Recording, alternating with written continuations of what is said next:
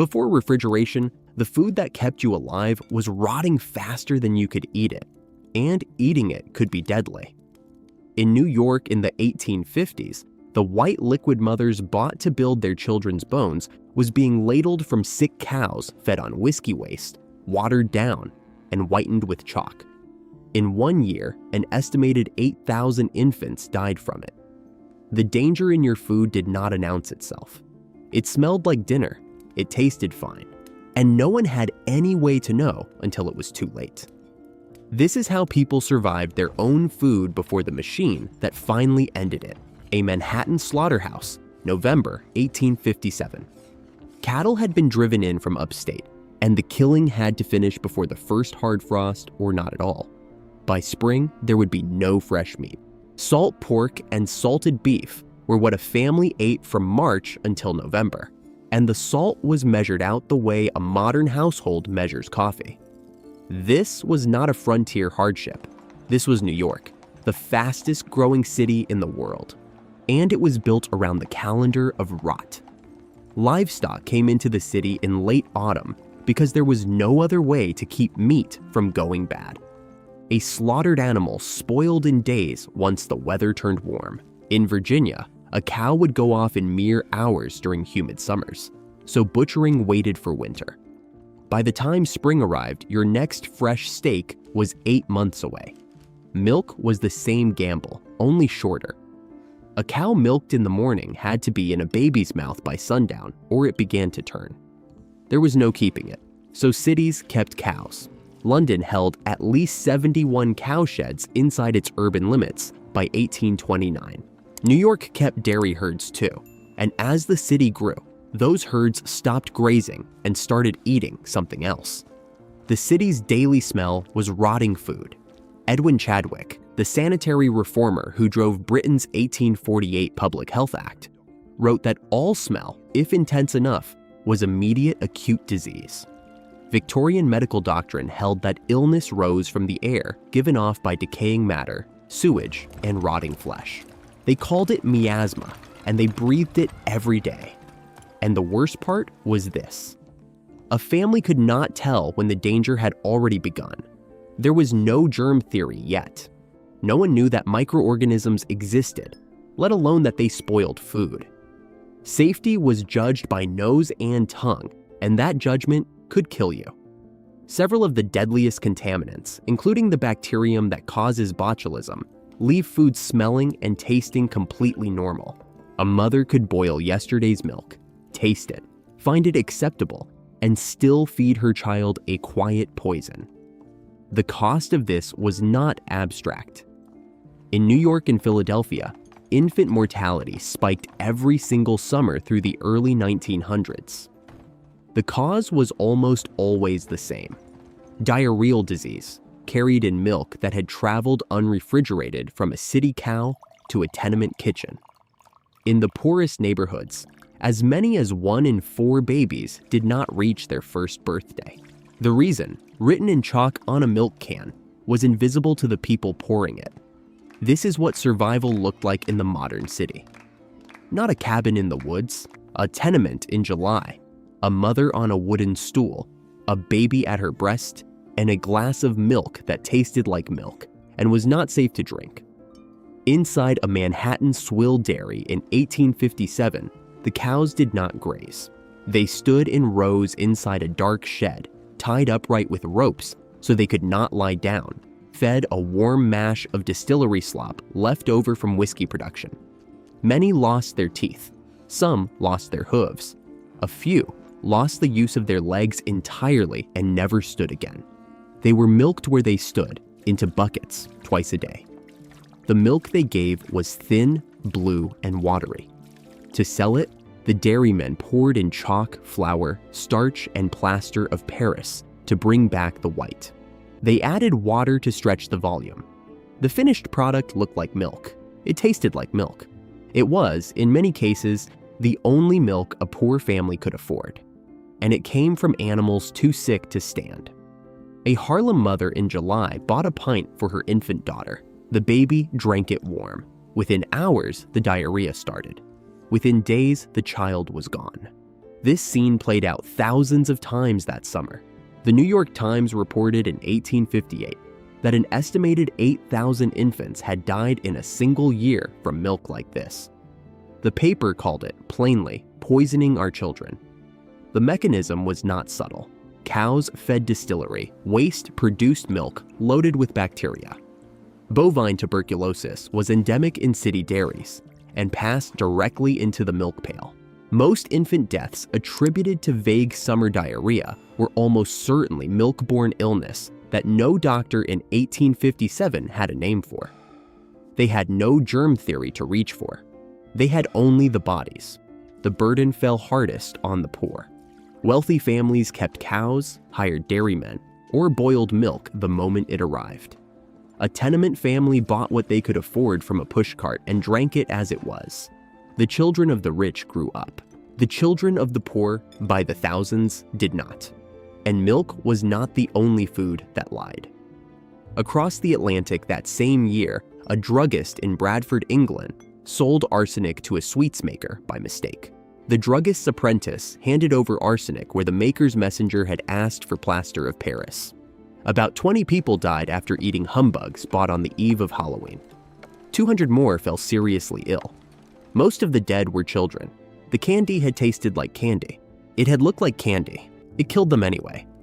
When you cannot detect the danger in what you eat, every meal is a lottery. This was not a special tragedy. This was the daily condition of urban life before refrigeration, and the food that most people trusted most, the white drink meant to build strong bones, was the deadliest glass in the house. What people did instead was build an economy. Salt cod fed colonial New England. By 1660, English fishermen were salting 150 shiploads a year for European markets, and Massachusetts settlers founded more than half a dozen fishing towns in a single decade just to keep up. Salt pork fed the Continental Army. Men marched and starved and fought over the right to import Lisbon salt because the southern colonies could not preserve meat without it, and a salt tax became one of the quiet grievances that lit the American Revolution. These were not household tricks. They were trades. They were capital. They were ships. The strangest of them all shipped frozen ponds across the equator. In 1806, a young Boston merchant named Frederick Tudor loaded a brig with blocks cut from a Massachusetts lake and sent it south to Martinique. The ice arrived as slush. He was ridiculed as a fool. He lost money on his first voyage, and his second, and his third. He kept going. He kept going because he had figured out something his rivals had not. He insulated his ice in sawdust. He cut thicker blocks. He built ice houses at both ends of the route so the cold could be stored rather than raced. By the 1840s, Tudor, now called the Ice King, was shipping ice to Hong Kong, Calcutta, Rio de Janeiro, and Bombay. In 1847 alone, 353 ice-packed vessels left Boston Harbor, carrying nearly 75,000 tons of frozen New England pond across every ocean. At its peak, ice was the second largest American export after cotton. To harvest it, men drove horse-drawn plows across frozen lakes in January, scoring a checkerboard grid into ice 2 feet thick. They cut it by hand with 5-foot saws. Each block weighed between 250 and 300 pounds. They floated the blocks through channels cut into the ice, loaded them onto wagons, and stacked them inside enormous ice houses packed with sawdust, where a single harvest could last until the next winter. On a good day, a crew could cut and store 100 tons.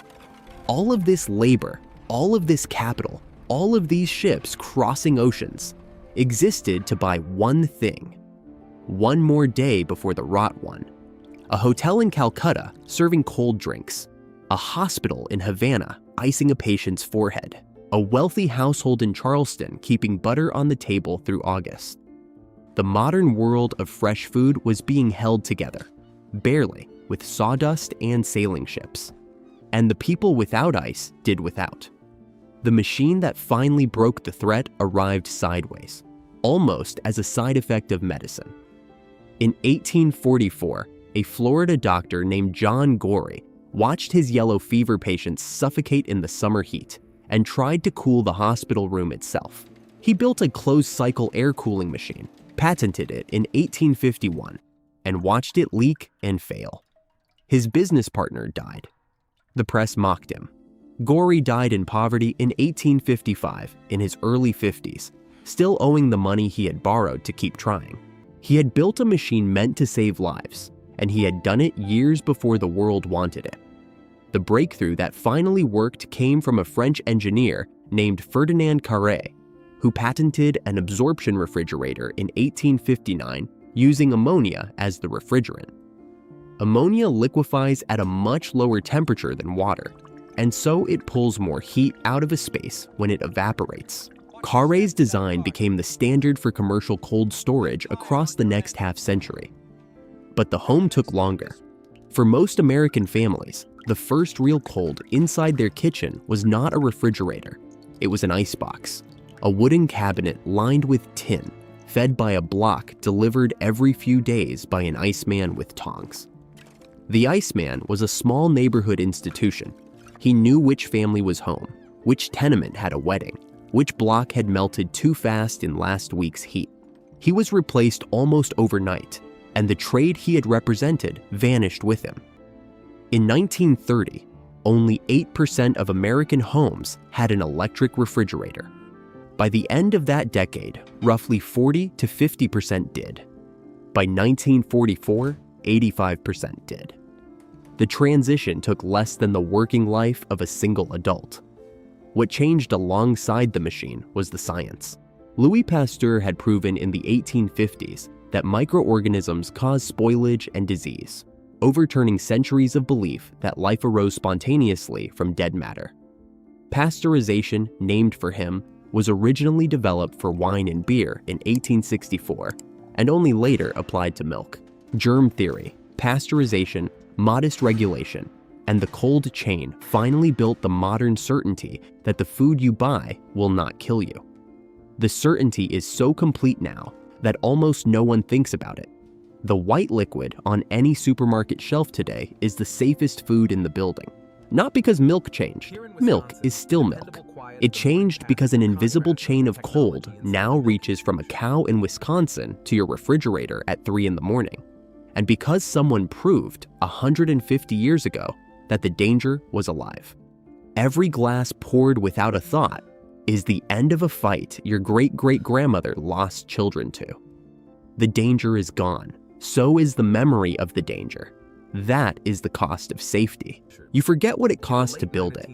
Tell us in the comments what your grandparents used to do to keep food safe that you have never had to think about. And if you want the strange origin of another everyday thing, subscribe and join us next week.